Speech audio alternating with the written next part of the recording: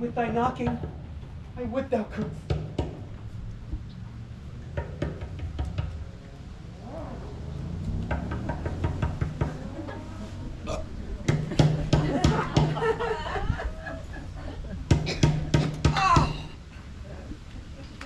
Knock, knock, knock. It's a knocking indeed. If a man were porter at Elgate, he should have turning the key. Knock, knock, knock. Who's there? In the name of Beelzebub. Look, it's a farmer who hung himself on the expectation of plenty. Come in, farmer, come in time. Bring your napkins because you're gonna sweat for it here.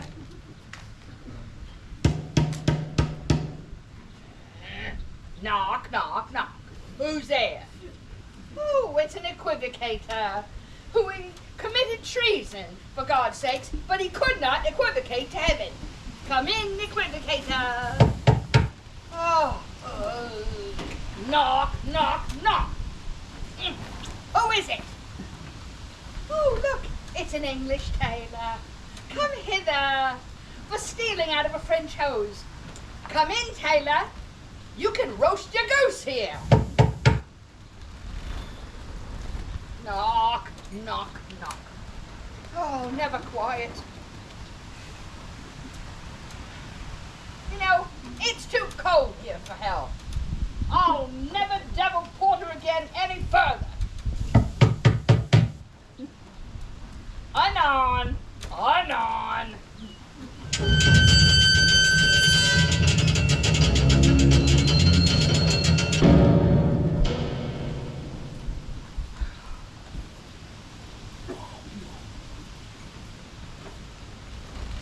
I pray you don't get the porter. Is it so late, friend? Ere you went to bed that you do lie so late? Nay, sir, we was carousing until the second cock. And drink, sir, is a great provoker of many things. What three things does drink especially provoke? Well, marry, sir, nose painting, sleep, urine. I believe drink gave thee the lie last night. Oh, that it did, sir, in the very throat of me. But I requited him for his lies to me, and I made shift to cast him out. Is thy master stirring? Okay. Here's our knocking is awake him. Here he comes. Good morrow, noble sir. Good morrow, both. The king's stirring, worthy thing. Not yet. Well, he did command me to call timely on it. I've almost slipped the hour. I'll take you to him. I know this is a joyful trouble to you, but yet 'tis one. The labor we delight in physics pain. This is the door. I'll make so bold to call, but 'tis my limited service. Goes the king hence today? He does. He did appoint so. The night has been unruly. Where we lay, our chimneys were blown down, and as they say, lamentings heard in the air. Strange screams of death, new hatched to the woeful time. The obscure bird clamored the livelong night. 'Twas a rough night. My young remembrance cannot parallel a fellow to it.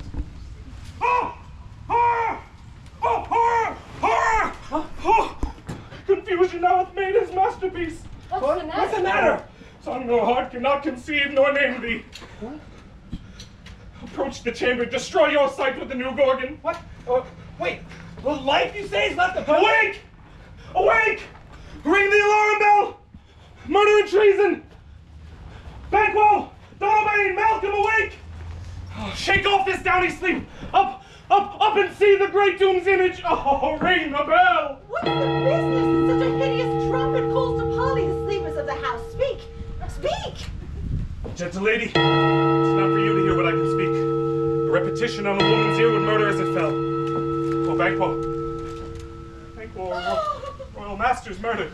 What? Alas, what in our house? Too cruel anywhere! Dear, doth I prithee, contradict thyself and say it is not so! Had I lived an hour before this chance, I had lived a blessed time. For from this moment there is nothing serious in mortality. All is but toys. What is amiss? You are, but do not know it. The spring, the head, the fountain of your blood is stopped. The very source of it is stopped. Your royal father's murdered. Oh. By whom? Those of his chamber, it seemed, had done it. Their hands and faces were all badged with blood, so were their daggers, which, unwhite, we found upon their pillows. No man's life could be trusted with them.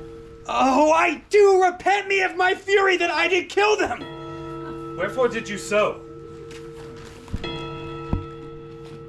Who could be wise, amazed, loyal, temperate, furious, neutral, in a moment?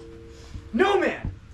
There lay Duncan, his silver skin laced with his golden blood, and there the murderers with their daggers unmannerly breached with gore. Who could refrain that had a heart to love, and in that heart courage to make love's known? Help me hence. Oh, look to the lady.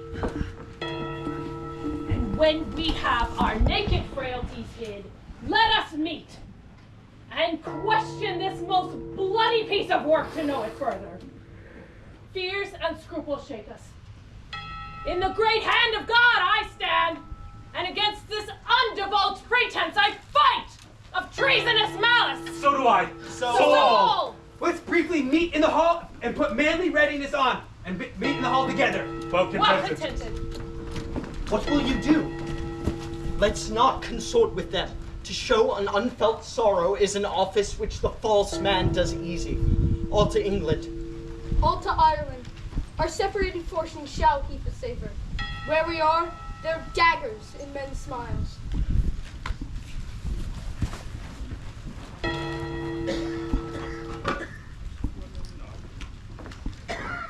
By the clock 'tis day, and yet dark night strangles the traveling lamp.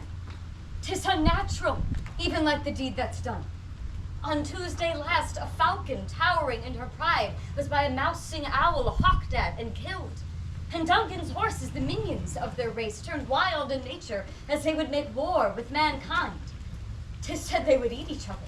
They did so, to the amazement of all eyes that looked upon it. Here comes good Macduff. How goes the world, sir, now? Is it known who did the more than bloody deed? Those that Macbeth hath slain. Alas, the day, what good could they pretend? They were suborned. Malcolm and Donalbain, the king's two sons, stolen away and fled, which puts upon them suspicion of the deed.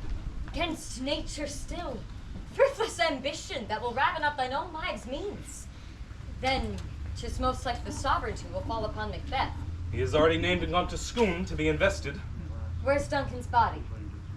Carried to Comulkill, the sacred storehouse of his predecessors. Will you to Scone? No, cousin, I'll to Fife. Well, I will thither. Farewell. God's benison go with you. Thou hast it now. King, Glamis, Cawdor, all as the weird women have promised. And I fear thou playedst most foully for it. And yet, it was said it should not stand in thy posterity, but that myself should be the root and father to many kings. If truth come from them, why, by the verities made good on thee, may they not be my oracles as well, and hold me up in hope? But, hush, no more. Here's our chief guest. If he had been forgotten, it had been as a gap in our great feast, an old thing unbecoming. Tonight we hold a solemn supper, sir, and I'll request your presence. May your highness command upon me, to the which my duties are with a most indissoluble tie, forever knit. Ride you this afternoon? Aye, my good lord. We should have else desired your good advice in this day's council, but we'll take tomorrow. Is it far you ride? As far, my lord, as will fill up the time twixt this and supper. Go not my horse the better. Fail not our feast. My lord, I will not. We hear our bloody cousins are bestowed in England and in Ireland, not confessing their cruel parricide, and filling their hearers with strange invention. But of that tomorrow. Hie you to horse. Adieu. Goes Fleance with you? Aye, my good lord. Well, Our time does call upon us. I do wish your horses swift and sure of foot, and so I commend thee to their backs. Farewell. Let every man be master of his time till 7 at night. To make society while then, may God be with you. Sirrah, attend those men at our pleasure. They are, my lord, without the palace gate. Bring them before us. But to be safely thus, our fears in Banquo stick deep, and in his royalty of nature reigns that which would be feared.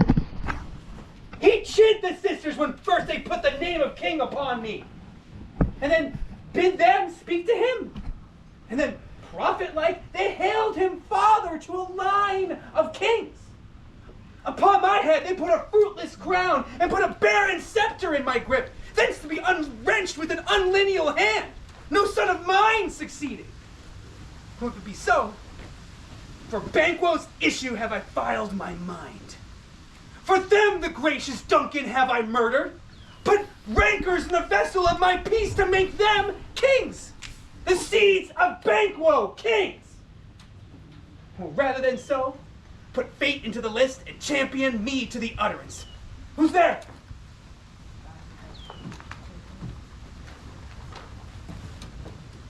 Now go to the door and stay there till we call. Was it not yesterday that we last spoke together? It was, so please your highness. Well, now hast thou considered of my speeches? Knowest that it was he in the times past that held you so under fortune when you had thought it had been our innocent self. This I made good to you at our last conference, and might to half a soul and to a notion craze say, thus did Banquo. You made it known to us. I did so, and went further, which is now the point of our second. Do you find your patience so predominant in your nature that you can just let this go?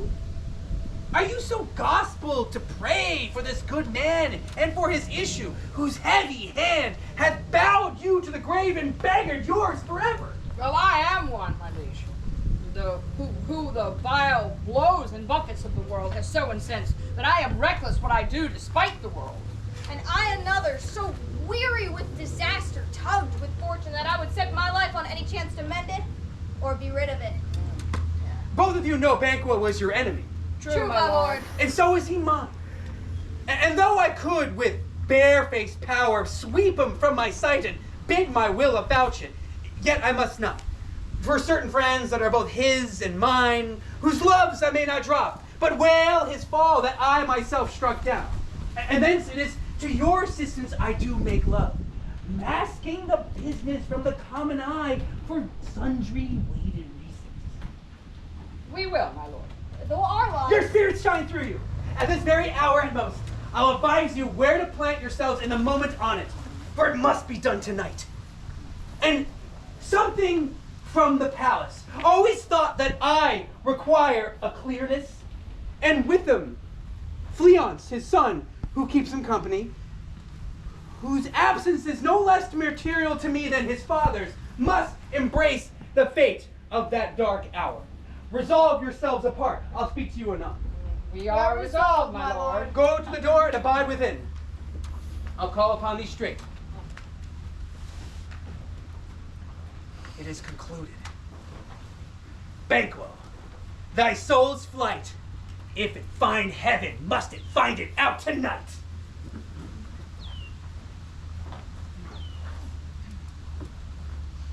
Is Banquo gone from court? Aye, madam, but returns again tonight. Say to the king I would attend his leisure for a few words. Madam, I will. Naught's had, all spent, where our desires got without content. 'Tis safer to be that which we destroy than by destruction dwell in doubtful joy. How now, my lord? Why do you keep alone? Of sorriest fancies your companions making, using those thoughts which should indeed have died with them they think on. Things without all remedy should be without regard. What's done is done. We have scorched the snake, not killed it. She'll close and be herself whilst our poor malice remains in danger of her former tooth. Better be with the dead.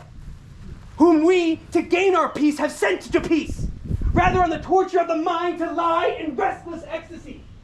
Duncan is in his grave. After life's fitful fever, he sleeps well. Treason has done his worst. Nothing can touch him further.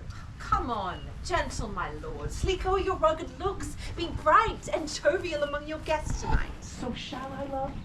So pray I be you. Let your remembrance apply to Banquo. Present him, eminence, both with eye and tongue, unsafe the while, whilst we must make visitors to our hearts, disguising what they are. You must leave. Oh, full of my mind is scorpions, dear wife. Thou knowest Banquo and his fleance lives. But in them nature's copies not a turn. There's comfort yet. They are assailable. Then be thou jocund. Ere the bat hath flown his cloistered flight to black Hecate summons, there shall be done a deed of dreadful note. What's to be done? To be innocent of the knowledge, dearest Chuck, till thou applaud the deed. Come, sealing night. Scarf up the tender eye of pitiful day, and with thy bloody and invisible hand, cancel and tear to pieces that great bond which keeps me pale. Thou marvelest at my words, but keep thee still. Things bad begun make themselves good by ill, so prithee go with me.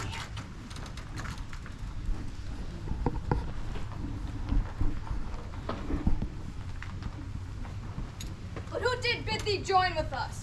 Macbeth. He needs not our mistrust. He has brought us our offices and tells us what to do.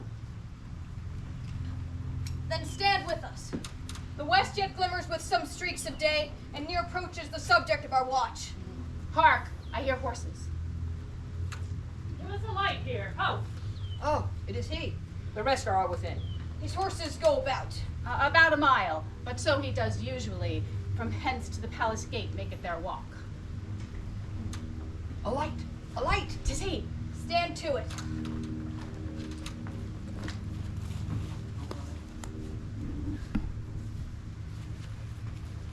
it will be rain tonight. Let it come down! Oh, treachery! Oh, fly, good Fleance, fly! Fly! Oh, thou mayest revenge! Oh, flee! Who did strike out the lights? Was it not the way? There is but one down. The sun has fled. And we have lost best half of our affair. Well, let's away and say how much is done.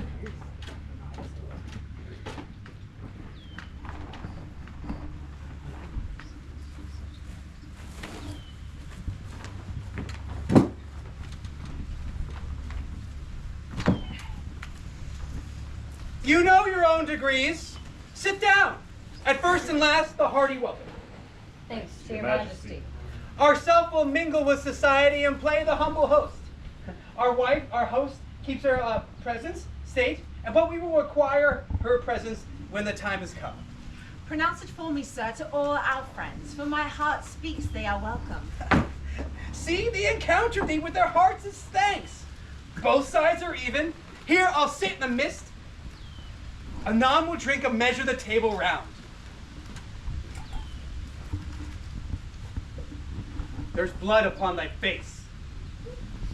'Tis Banquo's then. 'Tis better thee without than he within. Is he dispatched? My lord, his throat is cut. That I did for him. Thou art the best of the cutthroats. Yet he's good that did the like for Fleance. If thou didst it, thou art the non-pagaille. Most royal sir, Fleance escaped. I had else been perfect, but now I am cabined, cribbed, confined and bound to saucy doubts and fears. But Banquo safe. Aye, my good lord. Safe in a ditch he bides. The 20 trenched gashes on his head, the least a death to nature. Thanks for that. There the grown serpent lies, the worm that's fled, hath nature that in time will venom breed. No tooth for the present. Go, get thee gone. Tomorrow we'll hear ourselves again. My royal lord, you do not give the cheer. To feed were best at home, from thence the source to meet a ceremony. Meeting were bare without it. Sweet remembrance, sir. Now, good digestion, weight on health, and health on both. May it please your highness, sit. Now that we have our country's honor roofed, were not the grace of our Banquo presence, whom I rather challenge for unkindness than pity for mischance. His absence, sir, lays blame upon his promise. Please it, your highness, to grace us with your royal company. The table's full. Here is a place reserved, sir. Where? Here, my good lord. What is it that moves your highness? Which of you have done this? What, my good lord? Thou canst not say I did it. Never shake thy gory locks at me! Gentlemen, rise. His highness is not well. Sit, worthy friends. My lord is often thus and hath been from his youth. The fit is momentary. Upon a thought he will again be well. If you much note him, you shall offend him and extend his passion. Feed and regard him not. Are you a man? I, and a bold one that dare look on that may appall the devil? Oh, proper stuff! This is the very painting of your fear. This is the air-drawn dagger which you said led you to Duncan. Oh, these flaws and starts, impostors to true fear, would well become a woman's story at a winter's fire, authorized by her grandam. When all's done, you look but on a stool. Look, prithee, lo, see there, look! Lo, how say you? What care I? If thou canst not, then speak too. If charnel houses and those and graves must send those that we bury back, our monuments shall be the maws of kites. What, quite unmanned in folly? If I stand here, I saw him. Fie, for shame! Blood hath been shed ere now. There was a time that when the brains were out, the man would die, and there an end. But now they rise again. And with 20 mortal murders upon their crowns and push us from our stools, this is more strange than such a murder is. My worthy lord, your noble friends do lack you. I do forget. Do not muse at me, my most worthy friends. I have a strange infirmity which is nothing to those that know me. Come, love and health all around. Here I'll sit. Brings me some wine. Fill full. I drink to the general joy and the health o' the whole table, and to our dear friend Banquo, whom we miss. Would he were here! To all in him we thirst, and all to all. Our duties and the pledge. Ah! Abort! And quit my sight! Thy bones be, let the earth hide thee! Thy bones be marrowless, thy blood is cold, and thou hast no speculation in those eyes that thou dost glare with! Think of this, good peers, but as a thing of custom. It is no other only spoils the pleasure of the time. What care I? Approach thou like the rugged Russian bear, or the armed rhinoceros, or the hurricane tiger? Take any shape but that, and my firm nerves shall never tremble! Hence! Unreal shadow, unreal mockery, hence!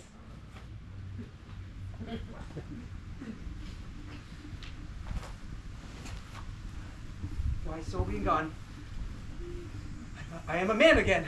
No, pray you sit still. You have displaced the mirth, broke the good meeting with most admired disorder. Can such things be, and overcome us like a summer's cloud, without our special wonder? You make me strange even to the disposition that I owe, when now I think you can behold such sights, and keep the natural ruby of your cheeks, when mine is blanched with fear. What sights, my lord? I pray you, speak not. He grows worse and worse. Question enrages him. At once, good night. Stand not upon the order of your going, but go at once. Good night.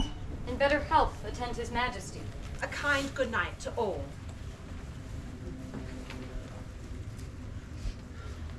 It will have blood, they say. Blood will have blood. What is the night? Almost at odds with morning. Which is which? How sayest thou that Macbeth denies his presence at our great bidding? Did you send to him, sir? I hear it, by the way, but I will send. There's not one but in his house that I keep a servant feed. I will tomorrow, and betimes I will to the weird sisters. More shall they speak. For now I am bent to know by the worst means the worst. For mine own good, all causes shall give way. Strange things I have in head that will to hand, which must be acted ere they may be scanned. You lack the season of all nature's sleep. Come. Will to sleep. My strange and self-abuse is to initiate fear that wants hard use. We are yet young indeed.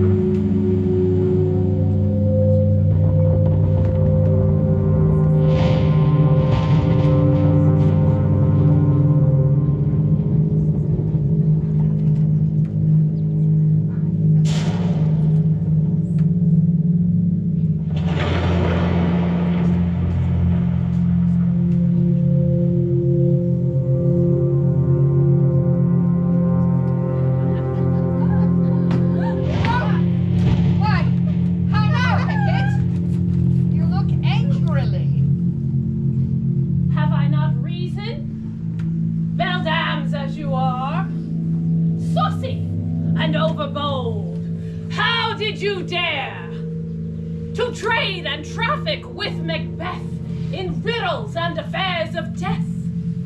And I, the mistress of your charms, the close contriver of all harms, was never called to bear my part or show the glory of our art.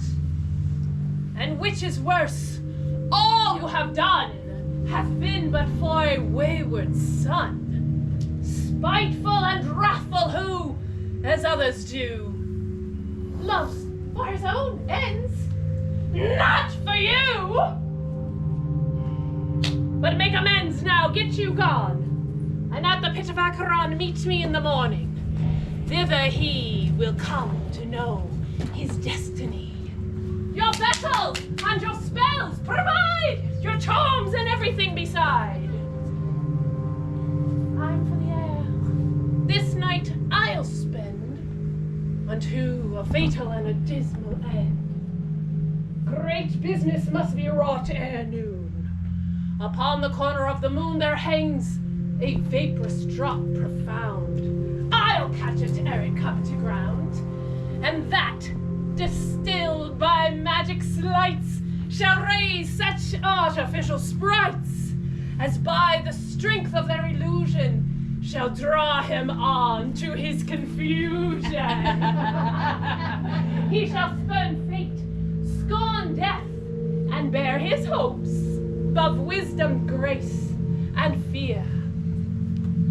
And you all know, security is mortal's chiefest enemy. I am called. Oh, my little spirit, see, sits in a foggy cloud and waits for me.